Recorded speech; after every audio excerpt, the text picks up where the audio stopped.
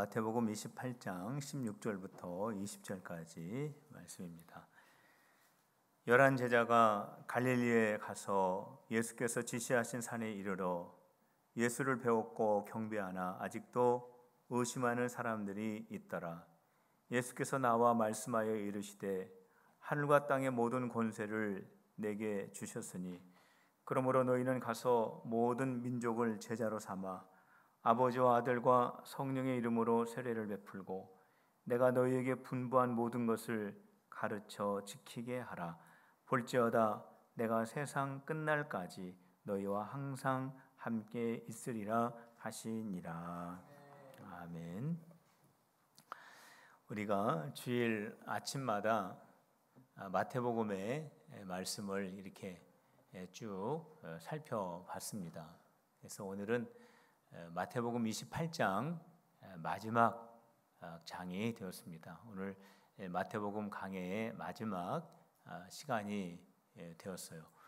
오늘 이 마태복음 28장의 말씀을 보면은 여기에 예수님께서 십자가에서 죽으셨다가 3일 만에 다시 살아나시고 예수님께서 40일 동안 이 땅에 계시다가 다시 하늘로 올라가시게 되는데 예수님께서 승천하시기 전에 제자들에게 남겨주신 아주 중요한 명령이 한 가지 있습니다.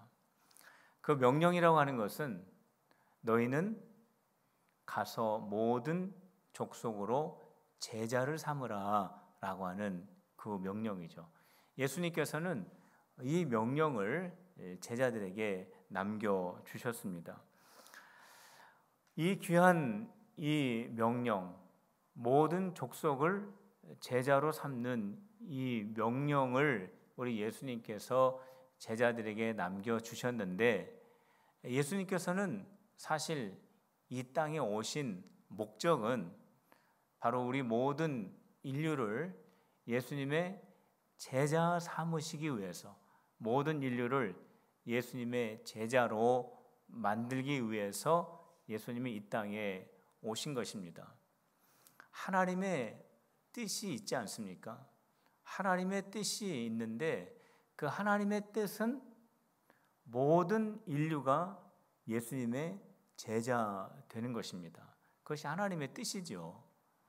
예수님께서는 이 땅에 오셔서 그 하나님의 뜻을 이루시기 위하여 십자가의 죽으심으로 말미암아 우리 모든 자들이 예수님을 믿을 때 주님의 제자가 될 수 있는 길을 열어 놓으신 것입니다. 그렇기 때문에 예수님께서는 그 사역을 완성하시고 다시 승천하실 때 그 명령을 12사도에게 위임을 하신 것입니다. 12사도에게 이 명령을 남겨주시면서 너희는 모든 민족을 예수님의 제자로 만들라라고 하는 그런 대명령을 주신 것입니다. 그런데 이 대명령은 사실 이 12명의 제자들에게만 주신 것이 아니라 예수님을 믿고 예수님을 믿는 우리 모든 성도들에게도 주신 명령입니다. 그렇기 때문에 이 명령은 지켜도 되고 안 지켜도 되고 하는 것이 아니죠. 이 명령은 반드시 복종해야 되는 명령입니다. 그래서 우리가 이 명령을 우리가 다른 말로 뭐라고 말하냐면 지상 최대 명령이다 이렇게 말하죠. 여기서 이 지상이라고 하는 것은 땅지자를 쓰는 것이 아닙니다. 최고의 명령 중에 명령이다 라고 하는 그러한 말이죠. 그렇기 때문에 이 명령은 우리 교역자들이 받아야 될 명령만이 아니라 우리 교회의 모든 성도들이 예수님으로부터 받고 그 명령에 순종해야 하는 것입니다. 우리 필그림에 속하여 있는 모든 성도들이 이 지상 최대의 명령의 내용은 모든 민족을 제자로 삼는 것입니다. 이것이 바로 여러분들 각자에게 주신 예수님의 명령이요, 우리 교회에 주신 예수님의 명령입니다. 모든 민족을 제자로 삼으라고 하는 이 귀한 명령을 저와 여러분들이 어떻게 우리가 복종하고 어떻게 모든 민족을 제자로 삼아야 할까요? 오늘 말씀을 통해서 우리 함께 살펴보려고 합니다. 그 첫 번째는 세례를 주어야 합니다. 예수님께서는 너희는 가서 모든 족속을 제자로 삼아 모든 족속을 제자로 삼으라. 아버지와 아들과 성령의 이름으로 세례를 주라. 세례를 베풀라. 이렇게 말씀을 하셨죠. 우리가 예수님을 내 마음속에 영접하게 되면 성도들 앞에서 나는 예수님을 영접했습니다. 나는 예수님을 믿습니다. 예수님의 말씀대로 내가 살아가겠습니다 라고 하는 신앙 고백을 하게 됩니다. 이게 바로 뭐냐면 세례죠. 교회 앞에서, 성도들 앞에서 나의 신앙의 고백을 말하고 나의 신앙의 고백을 성도들 앞에 밝히는 것, 이것이 바로 세례입니다. 사실 이 세례라고 하는 이 말 속에는 물에 잠기다라고 하는 그런 뜻이 있어요. 이 세례는 영어로 웹타이즈라고 합니다. 웹타이즈. 이 웹타이즈라고 하는 말은 뭐냐면 물 속에 들어간다라고 하는 그런 뜻입니다. 그래서 성경에 보면 세례를 받을 때 사람들이 물가에서 세례를 받죠. 세례 요한도 세례를 베풀 때 요단강에서 사람들에게 세례를 베풀죠. 이건 뭐냐면 세례 받는 사람을 물속에 집어넣기 위해서입니다. 성도 여러분, 왜 세례를 받을 때 세례 받는 사람을 물속에 넣는 걸까요? 물속에 들어가면 사람은 죽게 되죠. 정말 5분 넘길 수 있는 사람은 없을 거예요. 뭐 특별한 사람 외에 10분 넘기는 사람은 아주 없을 테고요.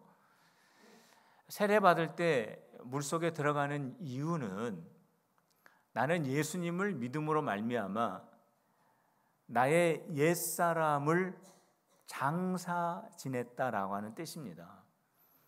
내가 예수님을 믿기 이전에 나의 옛 습관, 나의 옛 생활, 나의 옛 모습 십자가에 다 못 박고 나는 옛사람과 완전히 결별하였다. 나는 더 이상 옛날 모습으로 돌아가지 않겠다라고 하는 그 의미가 세례에 담겨 있으면서 그 사람은 물속으로 들어갑니다. 나의 옛사람은 이제 죽었다라고 하는 뜻이죠. 그런데 세례 받을 때 계속 물속에 들어가 있지는 않죠. 물속에서 세례를 집례하는 분이 그 세례 받는 사람을 이렇게 물 밖으로 이렇게 끄집어 올려줍니다. 물 밖으로 나온 것은 무슨 의미가 있냐면 이것은 숨을 못 참아 가지고 나오는 것도 아닙니다. 또 물 속에 있으면 답답하기 때문에 나오는 것도 아니에요.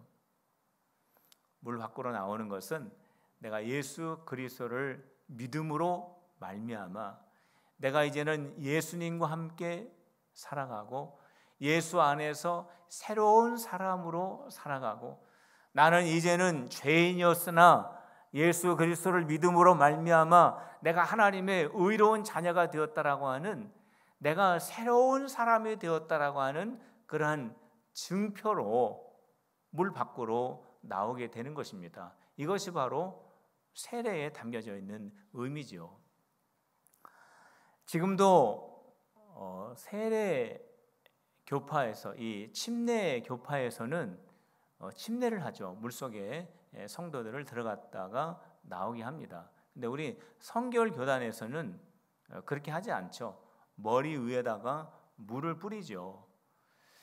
왜 머리 위에다가 물을 뿌릴까요? 왜 어깨에다가 뿌리지 않고 왜 손에다가 물을 묻히지 않고 왜 하필이면 머리 정수리 끝에다가 물을 뿌릴까요? 그 이유는 뭐냐면 우리의 몸이 완전히 물속으로 잠겼다라고 하는 그런 상징적인 의미를 가지고 물을 머리 위에 뿌리게 되는 것입니다. 이것이 바로 세례에 담겨져 있는 그러한 의미입니다. 그런데 예수님께서는 세례를 주어라 이렇게 말씀하셨습니다. 세례를 받는 것은, 이것은 내가 예수 그리스도를 나의 구주로 영접했다라고 하는 신앙의 고백이지만, 세례를 주어라 라고 하는 것은 조금 다른 의미가 있습니다. 이것은 뭐냐면 예수 그리스도를 영접한 그 사람이 예수님을 나의 구주로 고백할 수 있는 기회를 주라고 하는 것입니다. 성도들 앞에서 신앙 고백할 수 있도록 기회를 주고, 교회 앞에서 나의 신앙의 고백을 할 수 있는 시간을 주라고 하는 것입니다. 시간과 공간에 그러한 기회를 주라고 하는 것이 여기에 담겨져 있는 거죠.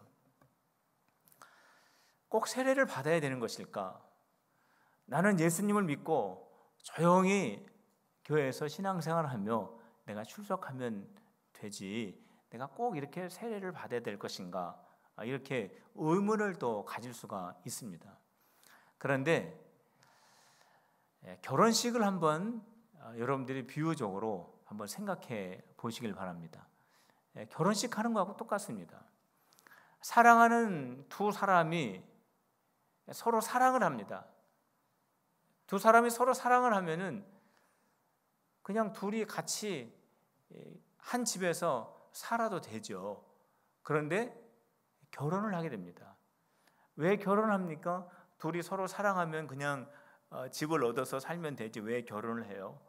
그 이유는 뭐냐면, 결혼식을 통해서 신랑과 신부 두 사람이 서로가 사랑한다라고 하는 신앙의 사랑의 고백을 서로에게 하기 위해서입니다. 뿐만 아니라 그 결혼식장에 모여 있는 하객들을 향하여서 우리가 이렇게 서로 사랑합니다, 우리가 서로 이렇게 부부가 되었습니다 라고 하는 것을 알리기 위한 것입니다. 그렇기 때문에 이 결혼식이라고 하는 것은 굉장히 부부에게 있어서 중요한 예식이죠. 세례 예식이 바로 그러한 것과 마찬가지라고 하는 것입니다. 세례 예식을 통해서 세례 받는 사람이 자기의 신앙의 고백을 성도들에게 알리게 됩니다. 내가 예수님을 믿게 되었습니다. 내가 예수님을 통해서 내가 새로운 사람이 되었습니다. 나는 앞으로 예수님을 믿으며 예수님 안에서 새로운 삶을 살아갈 것입니다 라고 하는 것을 세례식을 통해서 사람들에게 알리는 것입니다.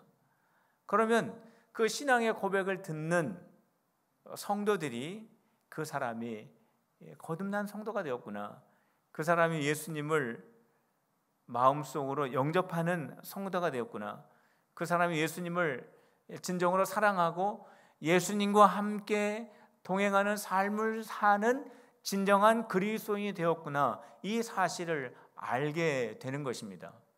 그러면서 이 세례를 통하여, 믿음의 고백을 통하여, 세례의 예식을 통해서 믿음의 고백을 한 그 사람과 그 사람의 신앙의 고백을 듣는 성도들이 예수 그리스도 안에서 영적인 가족이 되는 것입니다. 이것이 참 중요합니다.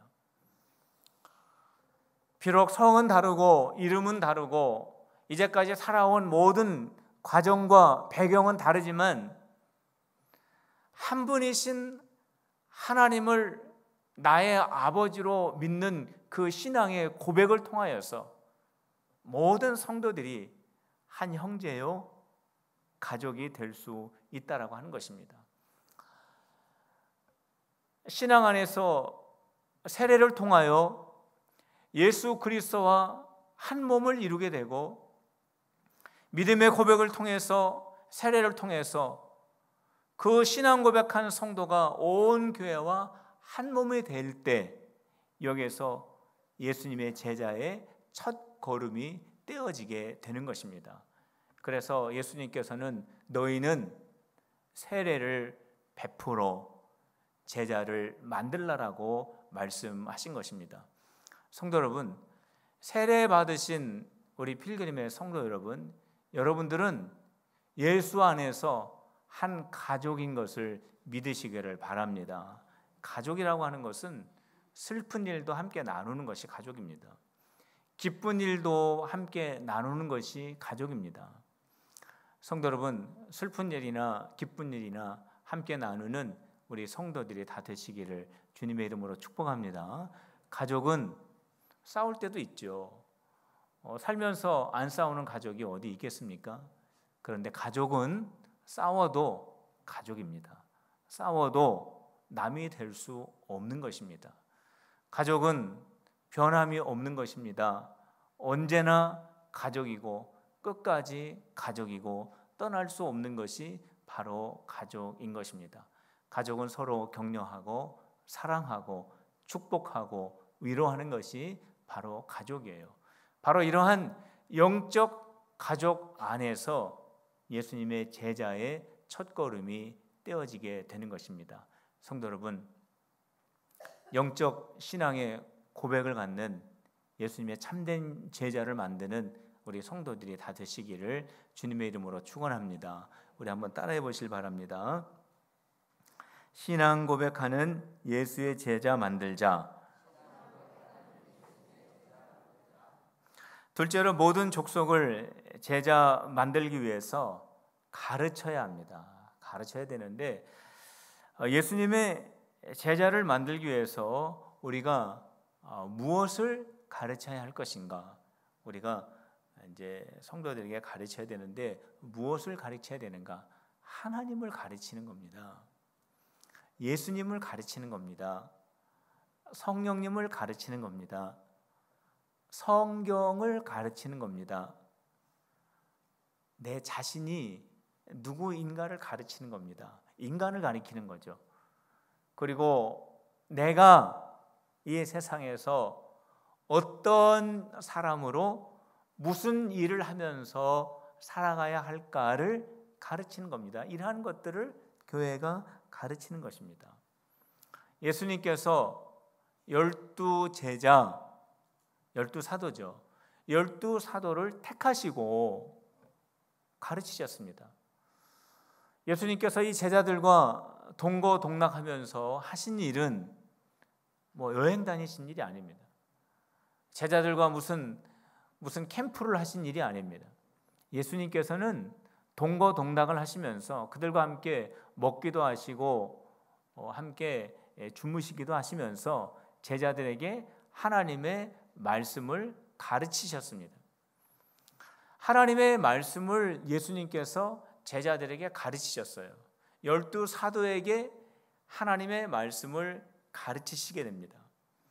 그러면 이 12사도는 하나님의 이 말씀, 예수님께서 가르쳐 주신 이 말씀을 가지고 예수님이 승천하신 이후에 사람들에게 또 가르치셨습니다. 사람들이 사도들의 가르침에 관심을 가지고 이 말씀 중심으로 모여 교회가 된 것입니다.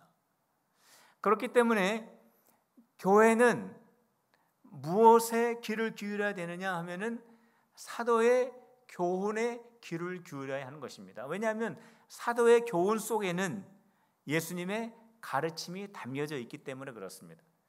교회는 어떻게 예수님의 교훈을 들을 수 있느냐? 사도들의 가르침을 통하여 교회는 예수님의 교훈을 들을 수 있는 것입니다. 예수님께서 하늘나라의 복음을 말씀하시고 예수님께서 천국 복음을 말씀하시고 예수님께서 하나님의 비밀을 말씀하셨는데 이 말씀을 누구에게 말씀하셨는지 사도에게 말씀하셨습니다. 예수님의 제자들에게 말씀하셨습니다. 그런데 이 예수님의 이 가르침이 교회에 어떻게 전달이 되었느냐? 사도들 12제자들을 통하여 교회에 전달이 된 것입니다. 그렇기 때문에 교회는 예수님의 말씀을 어떻게 들을 수 있느냐? 사도들의 가르침에 귀를 기울일 때 예수님의 교훈을 들을 수 있고 깨달을 수 있는 것입니다. 교회에서 가르쳐야 할 것이 바로 이것입니다. 사도의 가르침입니다. 사도의 교훈입니다. 그래서 이 사도의 교훈과 사도의 가르침을 받는 교회를 사도 전승적 교회라고 말하는 것입니다. 교회는 개인적인 가치관을 가리키는 것이 아닙니다. 교회는 개인적인 세계관을 가리키는 것도 아닙니다. 교회는 자기의 계획을 가르치는 것도 아닙니다. 교회는 예수님께서 사도들에게 분부해 주시고, 예수님께서 사도들에게 알려주시고, 예수님께서 사도들에게 가르쳐 주신 그 가르침을 사도들로부터 이어져 오는 예수님의 그 교훈을 배우는 것이 바로 교회인 것입니다. 바로 이 가르침을 받는 교회가 참 교회가 될 수 있고, 이 가르침을 받을 때 교회는 예수님의 제자를 만들 수 있고, 교회가 이 가르침을 들을 때 교회는 예수님의 사역을 할 수 있고, 교회가 이 가르침을 들을 때 교회와 성도들은 이 땅에서 예수님의 제자로 살아갈 수 있게 되는 것입니다. 성도 여러분, 여러분들은 가르치는 일을 해야 합니다. 제가 이렇게 말씀을 드리면 가르치는 일은 목회자가 하는 것이 아닌가 이렇게 생각할 수도 있는데, 예수님께서는 제자를 만들라라고 말씀하셨습니다. 만들기 위해서는 세례를 주고 그리고 가르치라고 말씀하셨어요.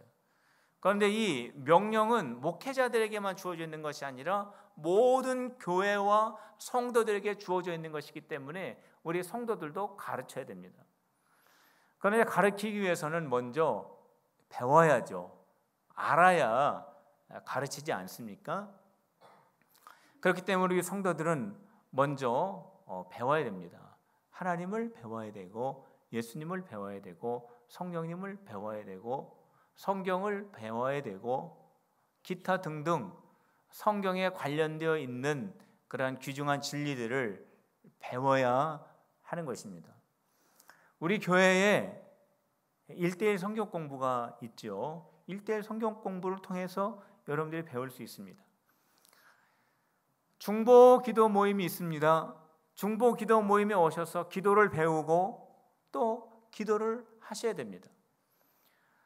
노방 전도가 있습니다. 전도를 배우고 전도를 하셔야 됩니다. 구역 소그룹 모임이 있습니다. 그 구역에 오셔서 나의 삶을 나누며 다른 사람은 어떻게 하나님의 말씀을 이해하는지 보시고, 다른 사람은 어떻게 예수님을 사랑하는지 보시고 도전을 받으셔야 됩니다. 어떻게 성령님께 순종하는지를 보시고 도전을 받으셔야 됩니다. 이게 배우는 것입니다. 우리가 어떤 지식만을 배우는 것이 아니라 하나님을 경험하는 것입니다. 하나님이 어떻게 역사하시는지를 듣고, 하나님께서 어떻게 섭리하시는지를 우리가 경험하고, 하나님께서 우리에게 어떻게 응답하시는지를 우리가 속으로 속에 들어가서, 우리가 성경 공부 모임이든 전도하는 모임이든 기도하는 모임이든 구역 모임이든 그 속에 들어가서 우리 성도들이 하나님을 경험하고 하나님을 체험하고 내가 어떠한 사람이 되어야 하는지를 우리가 깨닫고 도전받는 그 일들이 우리 성도들 삶 속에서 계속해서 지속이 되어야 하는 것입니다. 이게 배우는 것입니다.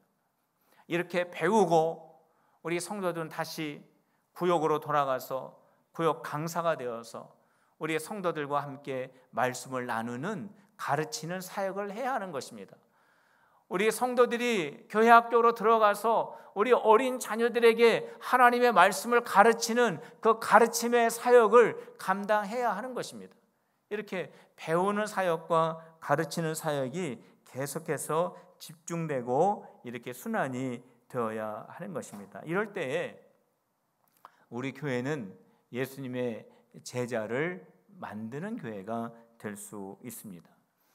몇 년 전에 지구촌 교회에서 가정 사역 그런 세미나가 있어가지고 제가 지구촌 교회를 방문한 적이 있었습니다. 거기서 세미나를 들었었는데 그때 이동원 목사님이 이런 말씀을 했습니다. 우리 교회는 두 종류의 성도가 있습니다. 이렇게 말하는 거예요. 두 종류의 성도. 첫 번째 성도는 배우는 성도, 두 번째 성도는 가르치는 성도라는 거예요. 그러니까 배우지도 않고 가르치지도 않는 중간에 있는 성도는 없다라고 하는 거예요. 우리 교회에서는 그런 성도는 신앙생활 하기가 어렵습니다. 배우든지 아니면 가르치든지 하라. 이것이 지구촌 교회의 아주 큰 목회 철학이라고 하면서 이렇게 소개를 하면서 우리 성도들은 배웁니다. 열심히 하나님의 말씀을 배웁니다. 그리고 그 말씀을 배우면 그 배운 것을 가지고 구역에 들어가서, 가정교회에 들어가서, 교회 학교에 들어가서 열심히 또 가르칩니다. 그리고 가르친 것이 다 소진되면 다시 또 배움의 자리로 돌아가서 배웁니다. 이렇게 배움과 가르침이 계속해서 반복되면서 우리 성도들은 성숙한 예수님의 제자들로 성장하게 되고 예수님의 제자를 만드는 건강한 교회가 되어갑니다 라고 이렇게 소개를 했습니다. 아주 큰 도전을 제가 받았습니다. 성도 여러분, 배우지 않으면 하나님을 어떻게 알겠습니까? 하나님을 알지 못하면 하나님을 어떻게 경험하겠습니까? 하나님에 대한 경험이 없는데 어떻게 신앙생활을 누릴 수 있겠습니까? 신앙생활에 누림이 없는데 내가 믿음 생활한다고 어떻게 풍요로운 신앙생활을 내가 이어갈 수가 있겠습니까? 모르면 할 수가 없는 것입니다. 그러나 우리가 배우면 하나님을 알게 되고 하나님을 경험하게 되고 하나님을 체험하게 되고 하나님의 은혜를 누리게 되고 풍요로운 신앙생활을 할 수가 있는 것입니다. 성도 여러분, 배우는 우리 성도들 되시기를 주님의 이름으로 축복합니다. 가르치는 성도들 되시기를 주님의 이름으로 축원합니다. 우리 한번 따라해 보시길 바랍니다. 배우고 가르쳐 예수님의 제자 만들자. 모든 족속을 제자 만들기 위해서 예수님께서는 말씀을 지키는 자가 되도록 하라고 당부하셨습니다. 예수님의 제자를 만들기 위해서 세례를 줍니다. 그리고 가르칩니다. 여기서 한 걸음 더 나가서 예수님의 말씀을 지키는 자로 만들라라고 그렇게 예수님께서 명령을 하셨습니다. 예수님의 말씀을 지키는 자는 예수님의 말씀대로 살아가는 사람으로 만들라라고 하는 것입니다. 예수님의 말씀대로 살아가는 사람은 어떠한 사람이냐 하면은 예수님처럼 생각하고 예수님처럼 말하고 예수님처럼 행동하는 사람으로 만들라라고 하는 거예요. 이것이 바로 예수님의 제자의 모습입니다. 우리가 어떤 사람을 예수님처럼 생각하고 예수님처럼 말하고 예수님처럼 행동하는 사람으로 우리가 만들라라고 하는 것입니다. 우리가. 나 때문에 우리 가족의 식구들이 예수님을 닮아가야 하는 것입니다. 예수 믿는 나 때문에. 내가 예수님의 제자이기 때문에, 내가 예수님을 믿기 때문에 나와 함께 신앙생활하는 우리 구역 식구들이 나 때문에 예수님을 닮아가야 되는 것입니다. 닮아가고 있습니까? 여러분들의 구역 식구들이 나 때문에 예수님을 지금 닮아가고 있나요? 변화가 있습니까? 믿음의 성장이 지금 이루어지고 있습니까? 예수 믿는 나 때문에 나와 함께 직장 생활하고 있는 사람들이 예수님에게 관심을 좀 갖게 된다라고 하는 거예요. 예수님을 믿는 일들이 일어나게 된다라는 거예요. 예수님을 영접하는 그러한 일들이 일어나게 된다라고 하는 겁니다. 나 때문에, 예수 믿는 나 때문에. 성도 여러분, 여러분들 가정에 여러분들 때문에 여러분들 가족이 예수님을 닮아가고 있습니까? 우리가 어떻게 하면 예수님을 닮아가는 예수님의 제자를 만들 수 있을까요? 이렇게 하는 것이 예수님의 제자의 삶이야. 이렇게 설명해줘도 될 수가 있겠죠. 그러나 가장 효과적인 방법이 있다면 우리 자신이 본이 되는 것입니다. 우리가 예수님처럼 생각하고 예수님처럼 말하고 예수님처럼 행동하면서 야, 이렇게 하는 것이 예수님처럼 살아가는 거다. 이렇게 하는 것이 예수님의 제자의 모습이다라고 말할 수 있는 본이 되는 사람이 되어야 한다라고 하는 것입니다.